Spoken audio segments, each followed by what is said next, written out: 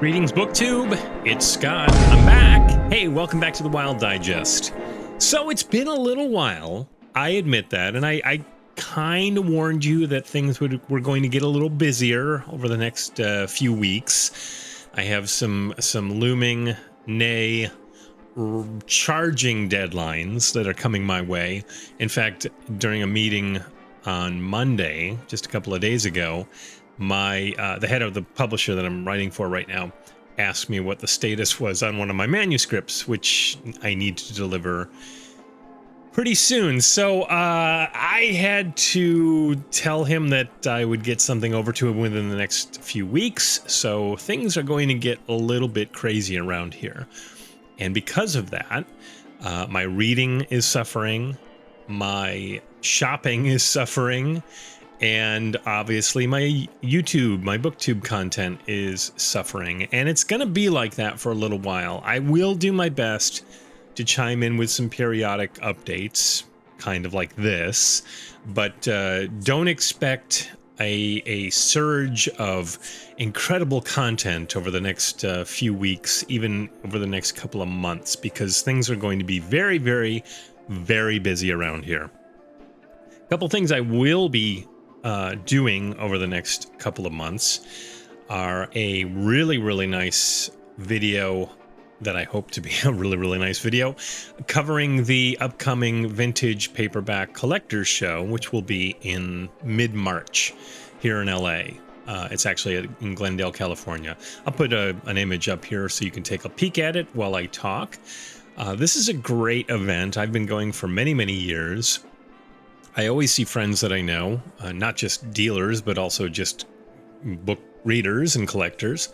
There are always some incredible guests signing their books. I actually signed there one year. It was a lot of fun. And so I'll bring some stuff to get signed inevitably and say hi to a lot of people. And I will certainly walk out with a bag or two full of new acquisitions. So my plan is to take photos, shoot some video, and do a nice little follow-up about that show once it's passed. So look forward to that in March. Now, I may be doing some other stuff related to events in the next couple of weeks. I am actually attending a game convention up in the Bay Area, San Francisco Bay Area, called DundraCon. DundraCon is a very long-running tabletop game convention. It's been going for many, many years, almost 50 years at this point, I think. This might be the 49th DundraCon. I think they had to pause for COVID, of course, but so technically this would have been the 50th anniversary, but I may be wrong on that. But anyway, I will be attending DundraCon next weekend as I record this. I will be running a couple of games, including running an adventure for Pine Box Middle School, which is one of the games I wrote. This is the full color hardcover. And I'm also running an original adventure for Deadlands, which is the Weird West role-playing game I did not write. I wish I had. But I did write this adventure, and it is an adventure which will be published. The Pine Box Middle School adventure, interestingly, for those tabletop game fans out there, I had written for inclusion in this book, but it got pulled at the last minute, mainly just due to length. I tend to overwrite. So that adventure got pulled out, and I have embellished it, and I've created all sorts of new fold-out maps and handouts and all sorts of goodies. So my players should have a good time with that come next weekend, DundraCon. Now, what else? What else do I need to fill you in on? I did pick up a few books over the last couple of weeks, but not many. I found a couple of things on the shelf that I felt compelled to purchase. One is, and I think someone else here may have mentioned this one in the past, and I don't know if it was, oh gosh, who was it? It might have been Tim, actually, but correct me if I'm wrong on this, but it was this one here, Old Nathan, by David Drake. It's a band publishing. I think this came out in the early 90s. And it was one of those books that when it was originally released, 91, I wanted to read it. And over the years, I've still had interest, but not until I found a really, really nice condition copy at the last bookstore. I found this a couple of weeks ago. Did I finally decide to plonk down the couple of bucks it was priced at and get myself a copy? So I'm looking forward to reading this one. It's an alternative history thing. I think it's after the American Revolution with magic and such. So looking forward to reading that. Normally, I'm not a big banned books kind of guy. I know that, certainly when they started really dominating the shelves of my local Walden and B. Dalton back in the day, I was the age that I think that was their target demographic. And so I did read a lot of banned books in high school, in college, usually the stuff that was like Mercedes Lackey and Ellen Guan and all that kind of stuff, elves on motorcycles nonsense. So I read a bunch of that, but I don't really collect much banned stuff unless it's a particular author that I'm fond of. I know I picked up a Poul Anderson collection recently, and that was a banned publication. So they're kind of rare in my collection, weirdly, even though they're pretty prolific publisher. But this one I'm looking forward to reading, hopefully soon. Actually, I'd like to read that. Another one I grabbed while I was out was this one. This is not a band. This is an Avon. The Prisoner of Blackwood Castle by Ron Goulart. Now, Ron, mixed bag. I know a lot of people, some people love Ron stuff. Some people are middling up about it. I'm kind of in that middling category. I've read, he did a lot of stuff as a fill-in writer for in-house authors. So, for example, I think he wrote some Avenger books. He wrote... those are the Kenneth Robeson books. He wrote some of those. He wrote some of the Flash Gordon novels that were released in the late 70s, early 80s. I can't remember. I have all of them, but he did write some of those. I forget the pseudonym he wrote under. I don't know if it was Carl Stephenson or something like that. I may be completely wrong. But anyway, I spotted this on the shelf. It looked kind of fun.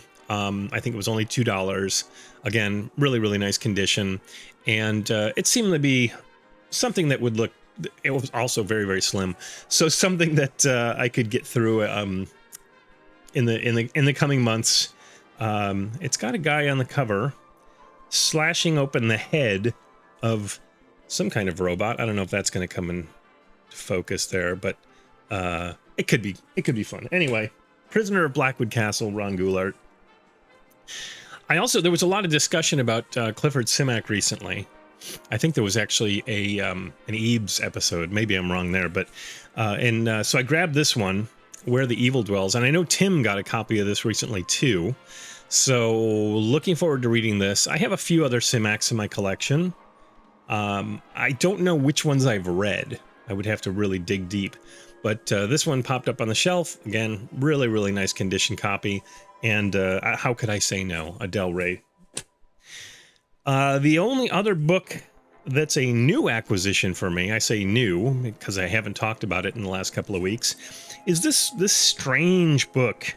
Actually, it's more like it's weird.